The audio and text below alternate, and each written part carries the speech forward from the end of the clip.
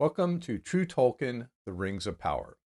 This is Scroll 3, in which we will be discussing Episode 4 of the Rings of Power series, which is entitled The Great Wave.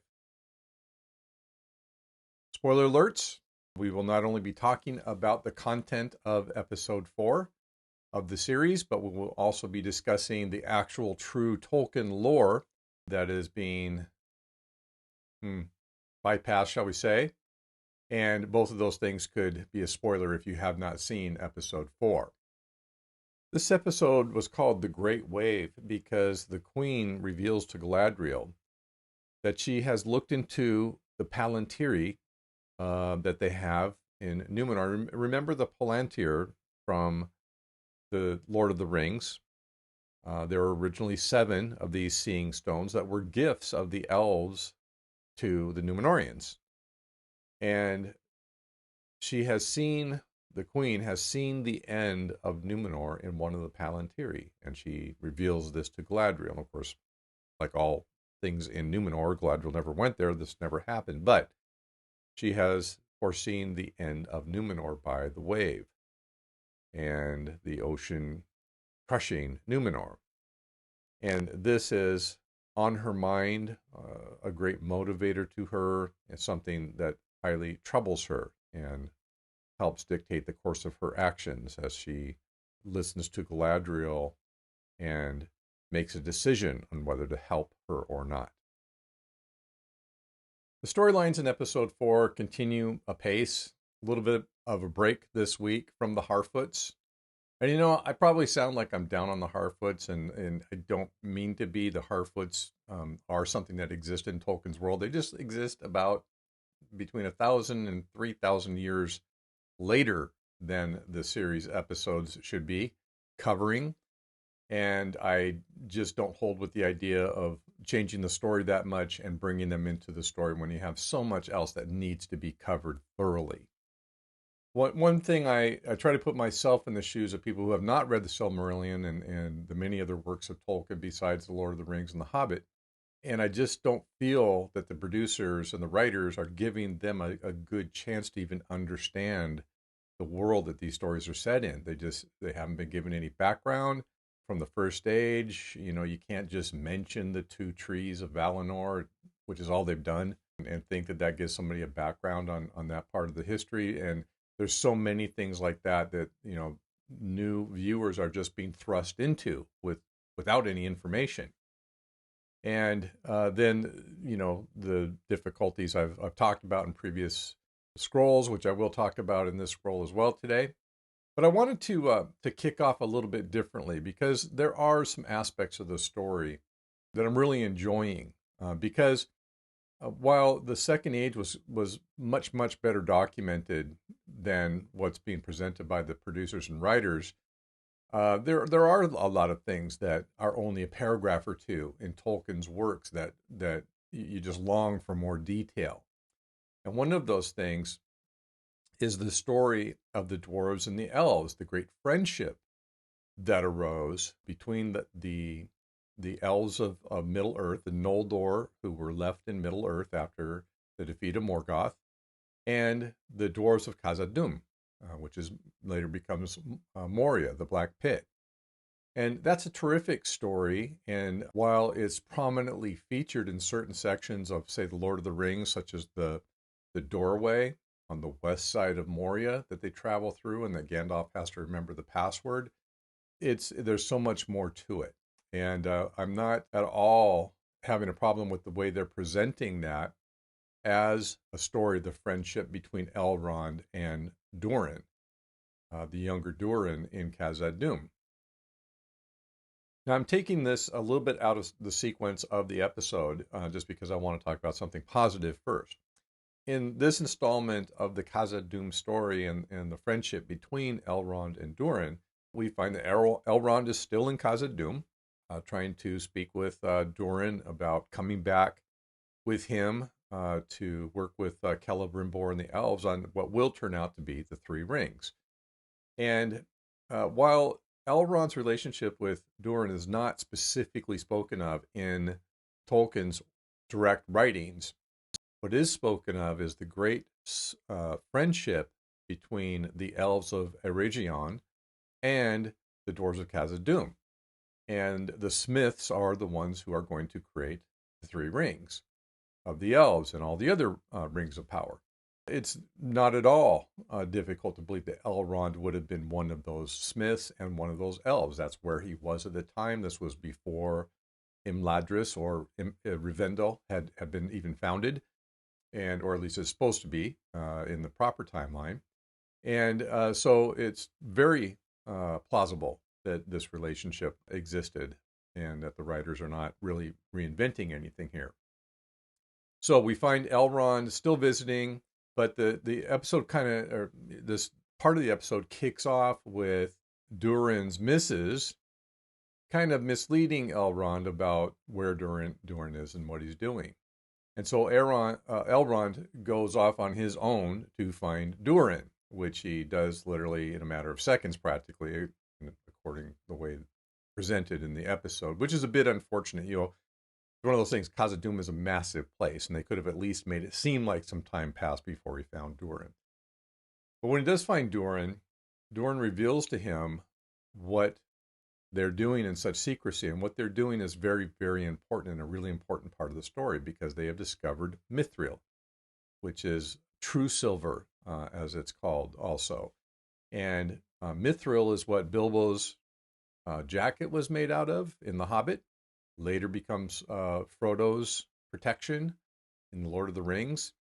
And Mithril is what at least one, if not more, of the rings of power are made from. So it's a very important aspect of the story. And so the two spend quite some time looking at the nugget of Mithril that they've got. And Durin actually ends up, out of friendship, giving the Mithril to Elrond.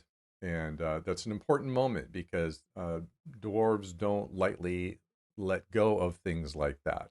But they are very, very protective of their friendships once they make them. And I think that Elrond and Durin are truly friends. So that whole conversation, which is one of those real, real dark things that they seem to like to do in this series, is very important. And Mithril is ultimately the doom of the dwarves of Khazad Dum as part of the story that will be told. So very, very interesting to get into that aspect of it. And of course, these events are supposed to have been happening some 1,000 to 1,300 years earlier than they are happening. And that is going to continue to bother me. But I like this part of the story. I like the plausibility of it. I like some of the glimpses they've given us of some of the cool parts of Khazad Dum, although I hope they go further with that, even if they have to use CG, because Khazad Dum is really an amazing, remarkable place that the dwarves built over many, many thousands of years in Middle-earth.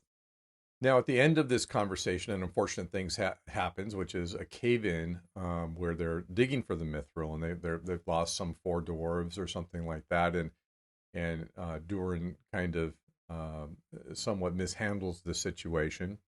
And so there's a follow-on scene where Durin speaks to his father and has to apologize to him. And his father is, the king of Khazad Dum, also named Durin, as all the kings are.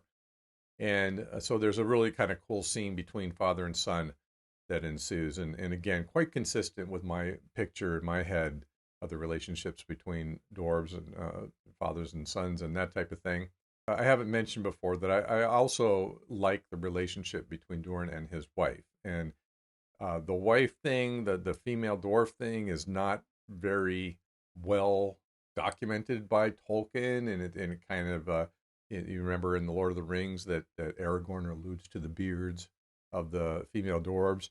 They don't really talk about it. But again, in The Desolation of Smaug, or one of the Hobbit movies, they are in Erebor and they find the ashes, the entombed ashes still in their original form of dwarf men and women. And the appearance of the dwarf woman in Khazad Dum aligns with the appearance of the ashen figure that's in The Hobbit as well.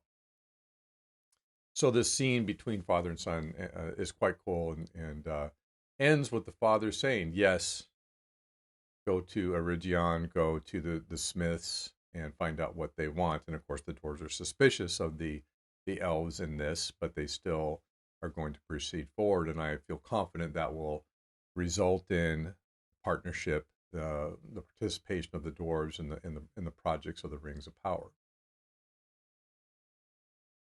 Rewinding back to the beginning of the episode again, the episode actually starts with another one of these very darkly shot conversations between two characters. And the characters in this case are Adar, who is probably Sauron, but we're not sure yet, and the captured elf of unknown origin. And we'll talk about that more in just a second, in which you think the whole time, well, Adar's just going to stab this guy and that's going to be the end of him. But he actually ends up sending him with a message back to the people of the Southlands. But I got to thinking about the various locations of everyone, and especially about the huge fortresses that this elf is dispatched from. And in this episode, one of the humans, one of the people of the Southlands, talks about Orodruin. Orodruin is the Elvish name for Mount Doom, which of course is in Mordor. And there's no indication that Sauron has yet occupied Mordor. Again, this is part of the sequence of events that should have happened 1,500 years before. But as far as we can tell, Sauron is just now poking his head up. So the fact that these fortresses that we've seen, these very large, substantial fortresses that are manned by the elves who appear to be under the command of the Noldoran king, so they should be Noldoran elves, are perhaps the fortresses and the passes into Mordor. And if that's the case, then again, this is a complete rewrite of Tolkien, because those fortresses, and almost all the substantial fortresses in the Southlands of Middle-earth, were built by the Numenorians. And again, the Numenorians built those fortresses back 2,000 years before this story is being told. But that hasn't happened, apparently. If it has, there's no indication that the Numenorians ever were in Middle-earth before this story that's in the series is being told. They should have been long ago, but the whole story is just upside down. So, who built these fortresses? I can tell you that the Noldoran elves never built any fortresses in the Southlands of Middle-earth. Galadriel never did. The cities that were built by the Noldor under Gil-Galad were built in Lindon, or there was a city called Ostinedhill, but those are all in the western part of Middle-earth. So again, and intertying with the story of Eärendil, the quote-unquote king that's now in Numenor with Galadriel, they're really mashing things up here. So another mystery to add to the list of mysteries that we have so far. Now, towards the end of the episode, the elf that is talking to Adar does deliver the message back to the people of the Southlands after being chased by orcs who didn't finish the chase because of the sun, which they hate, theoretically. Because if Adar wanted that message delivered to the peoples of the Southland, theoretically he would not have given the orcs order to kill the elf and his companion before he delivered the message. So we'll see what that mystery turns out to be, probably in the next episode. Now that brings us back to the third leg of this week's tale, which is back in Numenor. And in Numenor, we again see Galadriel for the at least second, if not third time in 4 shows. Galadriel is being cast out and sent away by boat from one of the major lands of the era. And the queen has exiled Galadriel back to Middle-earth, and off she goes. There's quite a bit of interaction between Pharazôn, the counselor, and the queen in this episode. And Pharazôn is someone to keep an eye on, because if he's the Pharazôn from Tolkien's tale, he has great, great ambitions. Something happens after the queen ships Galadriel off, however, that turns things around, because the tree of Numenor, which is directly descended from the trees of Valinor, loses its petals. And this is not well explained, but it is definitely seen in the book and in the episode as a sign of the end, one of the signs that the queen has seen of the end of Valinor. And that makes her do a lot of thinking and makes her change her mind, frankly, about Galadriel and Middle Earth. And what ends up happening in this sequence of events is that the queen makes an impassioned speech about the role that Numenor wants to play in the world, and she also ends up taking what amounts to a vote just in the courtyard with a random bunch of Numenorians about whether they will help her by returning to Middle Earth with the Numenorian fleet and with Galadriel to fight against the threat there and to fight against Sauron. And there's this kind of, to be honest, cheesy, I will, and I will, and pretty soon she's got a whole bunch of the other guys that'll go and help her. And Pharazôn has it decreed that yes, they are going to Middle Earth to help out in the struggle there, which, to be honest, doesn't even exist yet. Now, in the true Tolkien tale, Numenor had been visiting Earth, building up fortresses for years and years and years before the point came where they actually went to bail Middle Earth out of the wars with Sauron. And the rings had been forged, and the elves had been at war with Sauron for a long, long time. So you see how the story is being warped and compressed into a smaller period of time, and that there's really far less of a threat in Middle Earth. But as I said before, Isildur and Elendil and Anarion are already alive, and so the whole story is going to be resolved within a very short period of time, because it has to be resolved within their lifetimes, and there's an entire war to fight, and so much that has to happen. So really disappointing that this time compression continues on and is going to affect the entire story. I hate to keep harping on the time compression of the tale.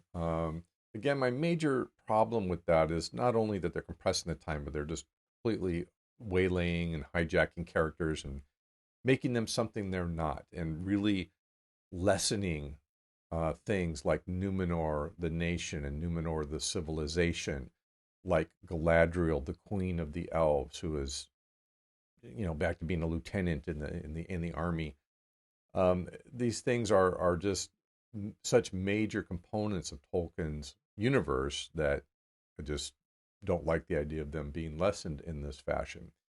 If these writers were telling the story of Christianity on Earth in the same way that they're telling this story, then Jesus Christ would have been born around 1950, right? And we're telling the whole story of Christianity from 1950 to 2020. And the story is just far greater than that, and Tolkien's story is vastly greater than what it is being portrayed as. So we'll continue to watch from week to week. I have friends that aren't as into this as I am, and that haven't really read the Silmaril, and the show is unfortunately putting their feet to sleep. And that's one of the concerns I have about this whole thing is it's not just that they're rewriting Tolkien, it's that they're doing it in a way that just isn't very interesting and isn't very well explained. And you can't just dump people into these different lands and these different eras and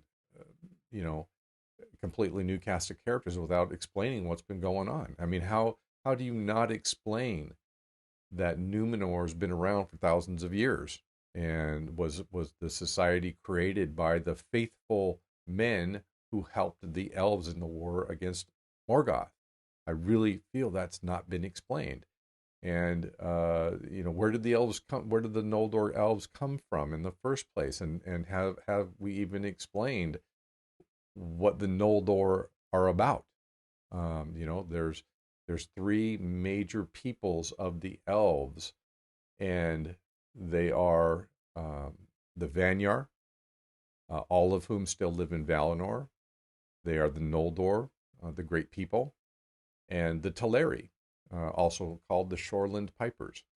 And none of that's been explained. None of it's even been talked about. And, what is Elrond's relationship to the whole thing? And there's just a lot of backstory that could have been told much, much better in an episode or two to give people a place to know where are we standing in Tolkien's world. There's certainly a great, great outcry from people like me that are very into the Tolkien world and into the writings of J.R.R. Tolkien and care very much about the universe that he created, who are just, off the charts as far as being unhappy with what's going on with the series. So we'll continue to follow it week to week and try to give you some true Tolkien to guide you. Thanks for joining us for this episode, and we'll see you after episode 5.